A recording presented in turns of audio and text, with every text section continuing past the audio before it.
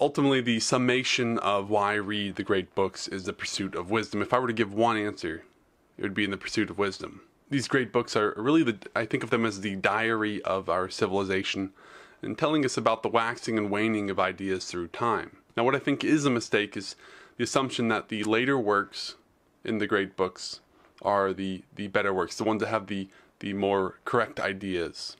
So viewing the great books as an evolutionary process, I think, is a mistake. Instead, we can see them more as a history of the development of ideas, some of which are right, some of which are wrong, and some which maybe we don't know and we're still trying to work out. Robert Hutchins, in his The Great Conversation work, which is the intro to the great books of the Western World set, wrote this, quote, "The aim of education is wisdom, and each must have the chance to become as wise as he can." End quote.